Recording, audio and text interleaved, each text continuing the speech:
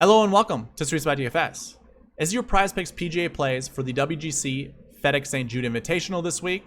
It's a brand new video that I intend to roll out every Wednesday night, highlighting my favorite PrizePicks plays for round 1, and then also strategizing what I would want to do rounds 2, 3, and 4, and also looking at my favorite PGA DFS picks of the week. Hopefully you're able to watch the preview and strategy videos I put out Monday and Tuesday night, as you're going to have a good idea who I'll be selecting as my favorite PGA DFS picks for the week. Now, I only intend for these videos to be somewhere between 10 to 15 minutes long. Many of you know I like to stretch out time a little bit, but not in this one. I just want to get straight to the point, give you my picks, give a good or a brief explanation as to why, and go on from there. So, without further ado, let's go ahead and just jump right into this. So let's start with PrizePicks. I'm going to give a quick tutorial for those of you that may not have played this before or you're seeing it for the first time. You have a board that you get to select games from. Obviously, you see all the sports up here that you can play. I'm only looking at PGA, so that's all we're talking about here. But if you wanted to play, you can actually mix and match some of these. So you could select some from PGA and add them to, say, baseball, MLB, or even CSGO. Like, you can do any of those. It just has to match the type of game that you're playing. So either way, with PGA, you have single stat DFS you can choose from or fantasy score, and you can't mix the two. So you have to choose one or the other. With single stat DFS, really PrizePicks is giving you a projection to go off of. So Colin Morikawa, they have a projection of 4 birdies or better. When you select this, you're gonna have to. When you select this, you get to choose the over or under. Do you think he's going to score under, or do you think he'll score over? And you have to make 2 picks in order for you to basically place an entry. And obviously you choose. Now you have 2 different types of plays you can play from. You can either do flex play or power play. Power play is like you're for certain these things are going to happen, and you need every single one of your picks to hit to get that payout. Flex play is a little bit different. It gives you a little bit of leeway. So if you get, both of them correct, it's going to pay 2x. If you get 1, it's going to be 0.5. But this changes with the amount of picks you choose. So you can choose up to 5. So it says maximum picks 5. And obviously you select then what you view as, what's going to hit and what's not. So with the flex play, you can see if you get 5 correct plays, it pays out 10x. If you get 4 correct picks, it's going to do 2x, which is pretty nice. It allows you to get 1 wrong. And if you get 3, you'll get some of your money back. Now, you see there's no power play here. If I go ahead and I remove one of these, power play will come back because it only allows you to do 4. But if you select 4 picks and you think all 4 are going to hit, you'll get that 10x pay. And obviously, you have an entry fee down here. It's a $5 minimum entry fee, so you have to. And obviously, you have to select at least 2 in order to play. So that's kind of your quick tutorial for, I guess, single stat DFS and how to play. Fantasy score is, what do you think they're going to shoot round 1? That's it. There's no hidden score behind this. So these guys, Colin Morikawa right now is projected at 68.5. During round 1, do you think he's going to shoot lower than that? So if you think it's going to be a 68, same with Xander, then choose the under or the over. So obviously, we both like these guys, so we can choose the under. And then we choose whatever play we want, and then put in our entry fee for that contest. And the great thing is, you're not playing against anybody else. You're just playing against the projection. So let's go ahead. I'll give you my favorite picks for round 1, but also how to strategize for rounds 2, 3, and 4. Now, if you're with me in the preview video or the strategy video, you know that this tournament plays a little bit tough. We're projecting a score around 13 under, probably going to be the winning score. So if you divide that by fourths, because we're going to play 4 rounds, we're basically looking at 3 under. It is a par 70, but usually we don't see like 3 under consistently. We'll see a 6 under, we'll see an even par, we might see a 1 over. I think Brooks Koepka last year in round 1 was 8 under par, but then the next round he was 1 over par. So we can have shifts like that quite easily. And it is, of course, like I said, plays a little tougher. So when it comes to fantasy score, PrizePicks, I think, did it pretty decent. 68.5 is a very good projection. I would say this. look into your round 1 stats and try to determine, do some of these guys get off to a hot start? Here's my projection. Colin Morikawa, Xander Schauffele are coming over from Japan. They played in the Open, didn't play in Minnesota the next week, but then flew over to Japan and now are flying to Memphis. There might be a little jet lag.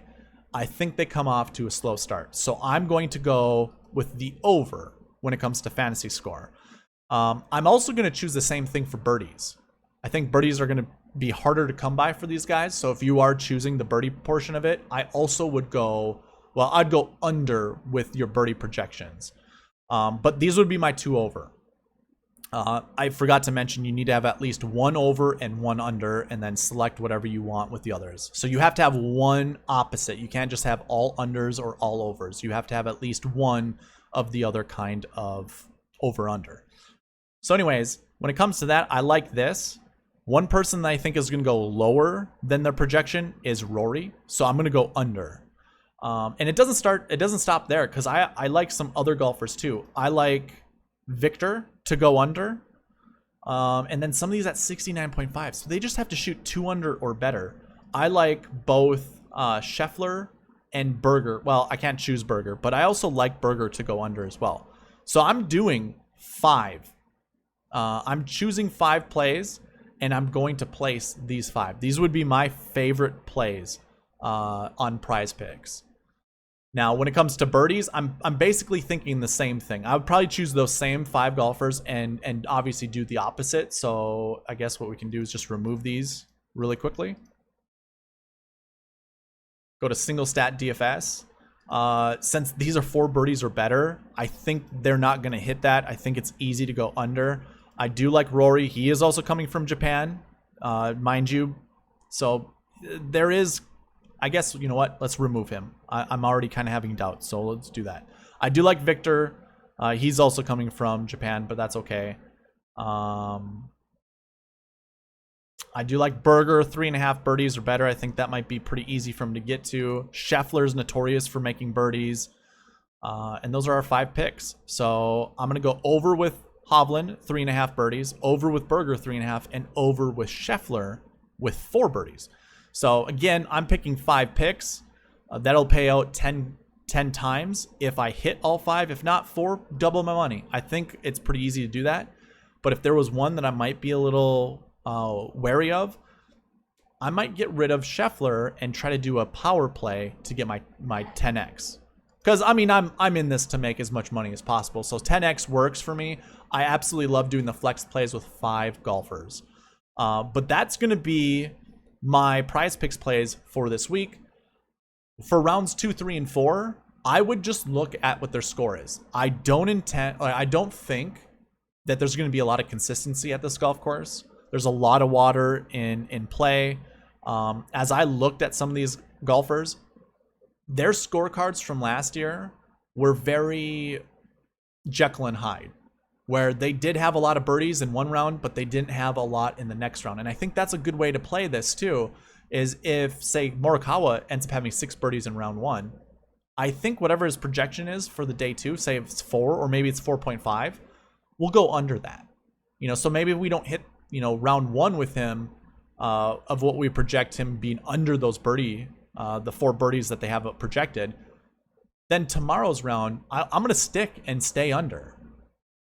And I'll also look at some of these other golfers and see how well they performed. Because again, consistency is very difficult to achieve on the PGA Tour. I would just use, kind of that, I can't think of the proper term, coming back to your means a little bit. So if they do have a high birdie round, expect a low birdie round the next day. So that's how I would look at that. So that's your PrizePicks plays. I do want to remind you guys, if you have not yet signed up for PrizePicks, when you do, this is how you sign up. So it's super simple, super easy, very quick. First name, last name, email address, create a password, put your date of birth, referral code. Type in SweetSpot. When you do put a deposit in, you'll get a match of up to $100.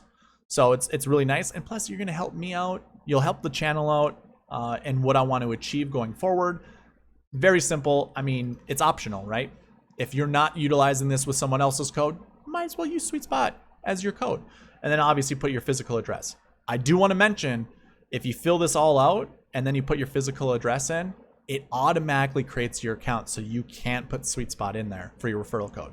So just throwing that out there, do the SweetSpot thing first and then fill everything else out later. Okay, so the next thing I want to talk about, my favorite PGA DFS picks this week.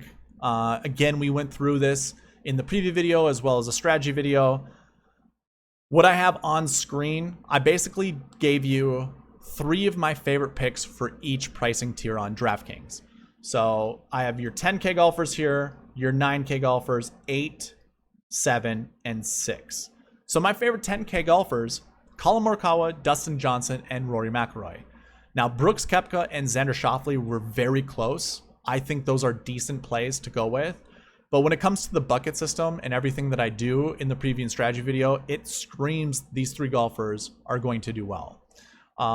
Perhaps some of their recent form doesn't look that great, i.e. Dustin Johnson, but I feel like these guys are bound to do pretty decent.